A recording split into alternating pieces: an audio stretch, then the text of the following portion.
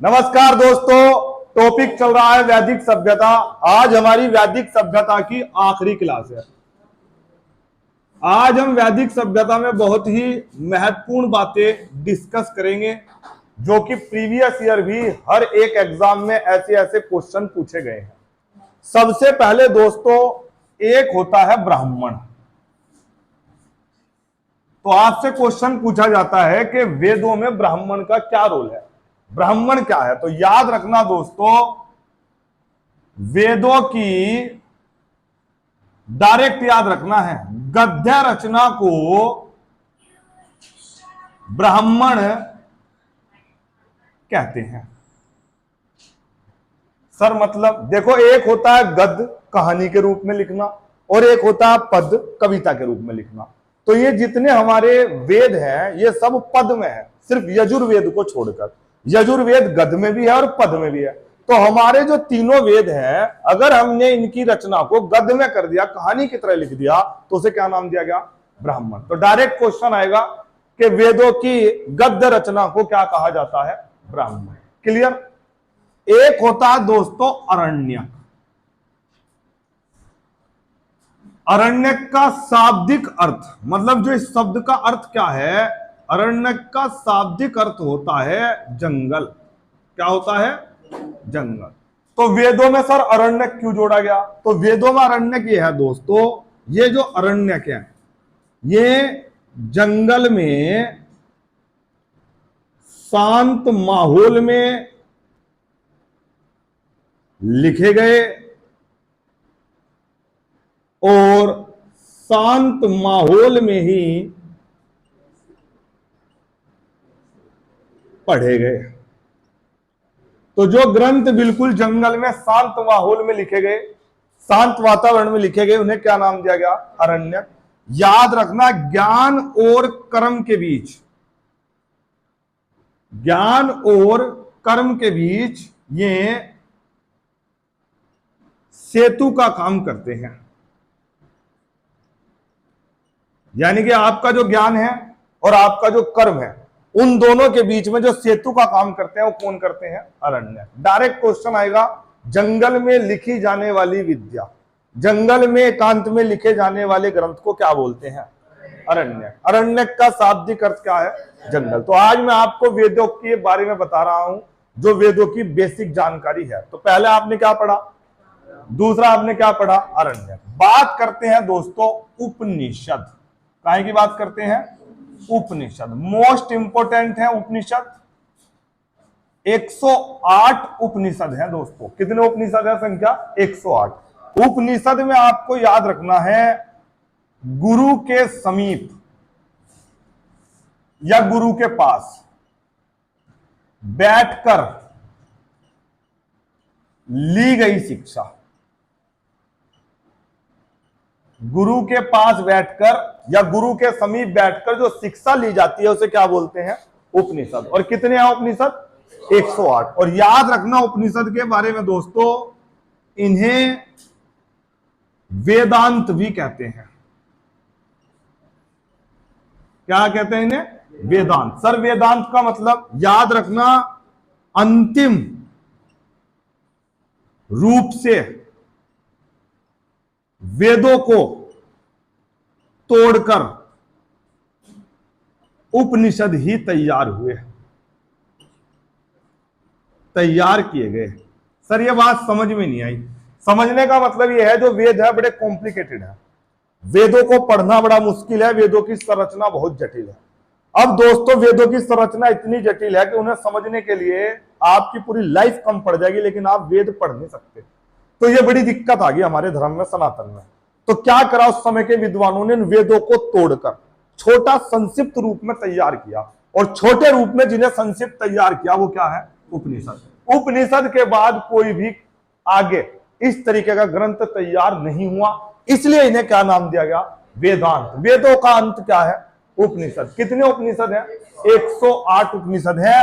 उन 108 उपनिषद में ही एक उपनिषद है मुंडकोपनिषद। कौन सा? इस मुंडकोपनिषद से ही लिया गया है सत्यमेव जयते। क्या लिया गया है? सत्यमेव जयते लिया गया है। तो मेरे दोस्तों आज की क्लास में आपने ब्राह्मण पढ़ा। क्या पढ़ा आपकी क्लास में? आपने ब्राह्मण। आज की क्लास में आपने क्या पढ़ा? अरण्यक। और आज की क्लास में आपने क्या पढ़ा? उपनिषद। समझ में आया? मुझे उम्मीद है दोस्तों बहुत अच्छे से आपको समझ में आया होगा। क्लास बड़ी हो कोई दिक्कत नहीं है, पर क्लास नॉलेजेबल हो, क्लास ऐसी हो कि जिससे आपको लगे पढ़ने के बाद मैंने पूरा एनसीईआरटी निपटा दिया। वैसे तो वैदिक सभ्यता की क्लास एक क्लास में खत्म कर देता मैं, 20 मिनट में पूरा वैदिक साहित्य आपको पढ़ा देता, लेकिन कोई श्योरिटी नहीं थी। ये हिस्ट्री के सबसे बड़े टॉपिक में से एक टॉपिक है वैदिक सभ्यता। क्लियर? समझ में आया? चलिए दोस्तों अब बात करते हैं वेदांग की। देखना जरा साफ दिख रहा है क्या? वेदांग साफ दिख रहा है? क्लियर? वेदांग का मतलब क्या है? वेदों के अंग। याद रखना, वेदों को पढ़ने के लिए, वेदों को पढ़ने के लिए छह चीजों का आपको ज्ञान होना चाहिए, जरूरी है। मतलब अगर आपको वेदों को पढ़ना है तो आपके पास 6 चीजें होनी चाहिए। वेदांग है ये, वेदों के अंग। और याद रखना वेदांग कितने हैं? वैसे तो मैंने यहां लिख दिया 6 वेदांग है। सबसे पहले नंबर 1, अगर आपको वेदों को पढ़ना है, वेदांग का मतलब नंबर 1 क्या है? शिक्षा। आपको शिक्षित होना बहुत जरूरी है। नंबर 2 कल्प। कल्प का मतलब होता है पूजा अर्चना। पूजा अर्चना आपको करनी आनी चाहिए, पूजा अर्चना। नंबर 3 व्याकरण। आपको व्याकरण की नॉलेज हो, कहां फुल स्टॉप लगेगा, कहां आरोह अवरोह होगा। आप तब वेद पढ़ पाएंगे जब आपको व्याकरण की पूरी जानकारी हो। तो पहली जानकारी क्या हो आपको? आप शिक्षित हो, पढ़े लिखे हो। दूसरी क्या जानकारी हो? कल्प का मतलब आपको पूजा अर्चना आती है। ऐसा नहीं कि आप नास्तिक हो, बिल्कुल आपको पूजा अर्चना का ही नहीं पता। तीसरा आपको काहे की नॉलेज हो? व्याकरण की। चौथा दोस्तों आपको नॉलेज होनी चाहिए निरुक्त। निरुक्त का मतलब है शब्दार्थ जानना। आपको नॉलेज होनी चाहिए छंद संगीत की।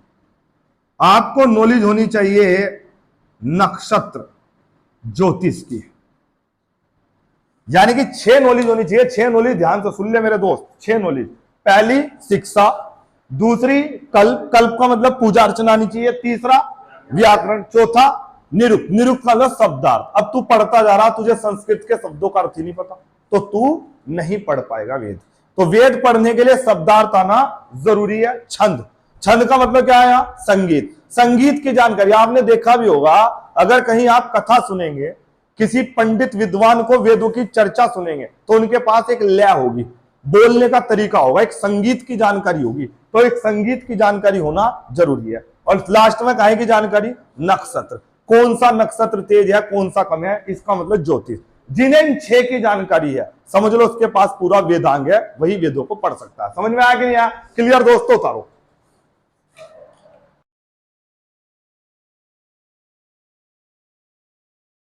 चलिए दोस्तों बात करेंगे पुराण की। वेदों को तोड़कर हमने पुराण की संरचना या वेदों से हमें पुराण की जानकारी मिलती है। और वेदों के अंदर जो हमें मिलते हैं वो 18 पुराण की जानकारी है। कितने पुराण? 18। रट लो, दिमाग में सेट कर लो, पुराणों की संख्या 18 है। जैसे मत्स्य पुराण, वामन पुराण, विष्णु पुराण, गरुड़ पुराण। और इनमें जो मत्स्य पुराण है ये सबसे प्राचीन और सबसे प्रामाणिक है। सबसे प्रामाणिक और सबसे प्राचीन माना गया है मत्स्य पुराण। और मत्स्य पुराण में विष्णु अवतार की हमें जानकारी मिलती है। विष्णु अवतार जो है विष्णु जी का 10वां अवतार, मत्स्य पुराण में 10वें अवतार का वर्णन मिलता है। तो आपसे पूछ सकता है कि मत्स्य पुराण में किसका वर्णन मिलता है? विष्णु जी का। बात करते हैं स्मृतियां, मेमोरी। स्मृतियां क्या है? सामाजिक नियमों की जानकारी जिसमें हमें मिलती है वो स्मृतियां है। जैसे आपने सुना होगा मनुस्मृति। ये मनुस्मृति है दोस्तों, ये संविधान नहीं है। यानी कि जब देश आजाद हुआ, डॉक्टर साहब ने संविधान लिखा तो वो संविधान बन गया। संविधान से पहले हमारे देश में जो सामाजिक नियम चलते थे वो मनुस्मृति के चलते थे। इसलिए डॉक्टर भीमराव अंबेडकर साहब को आधुनिक मनु के नाम से जानते हैं। काहे के नाम से जानते हैं? आधुनिक मनु। तो जैसे मनुस्मृति में सामाजिक नियम बताए गए, वशिष्ठ स्मृति में बताए गए, तो ये सामाजिक नियम है। इनमें सबसे महत्वपूर्ण जो है वो मनुस्मृति है, जो वर्तमान में काम कर रही थी। तो हम कौन सी स्मृति फॉलो कर रहे थे? मनुस्मृति। समझ में आया? तो आज की क्लास में आपने क्या पढ़ा? पुराण। उसके बाद आपने क्या पढ़ा? स्मृतियां। बात करते हैं दोस्तों महाभारत। महाभारत ग्रंथ बाद में आया काफी, वेद व्यास जी द्वारा रचित है। और याद रखना महाभारत लड़ाई है, महाभारत, और लड़ाई में जय और विजय होती है। तो याद रखना जय संहिता। क्या नाम है इसका? जय संहिता के नाम से भी जानते हैं। सत सहस्री संहिता इसी का नाम है। तो आज की क्लास में आप छोटी छोटी चीजें पढ़ रहे हैं, ठीक है दोस्तों? उतारिए। रामायण, बात करते हैं रामायण। महर्षि वाल्मीकि जी द्वारा रचित है।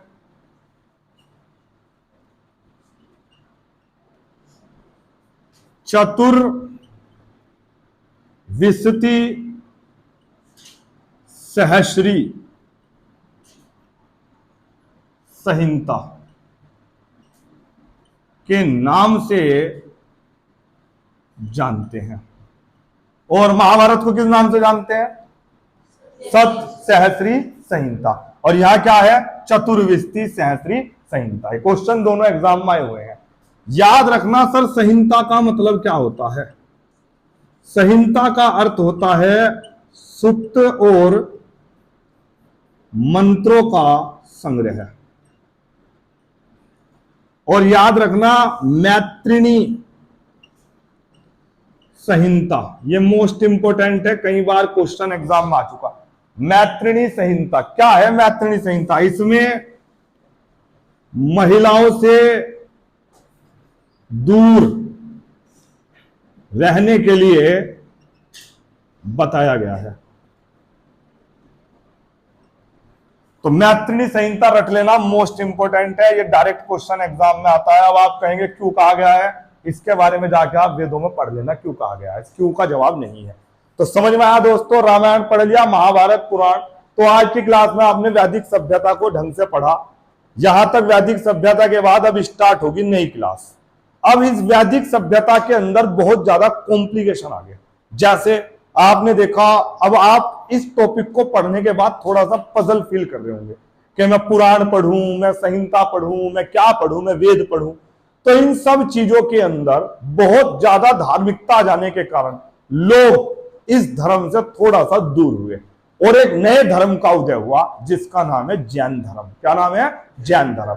अब आपने सिंधु सभ्यता पढ़ी, उसके बाद वैदिक सभ्यता पढ़ी, अब आप पढ़ेंगे अगली क्लास में जैन धर्म, फिर उसके बाद आप पढ़ेंगे बौद्ध धर्म।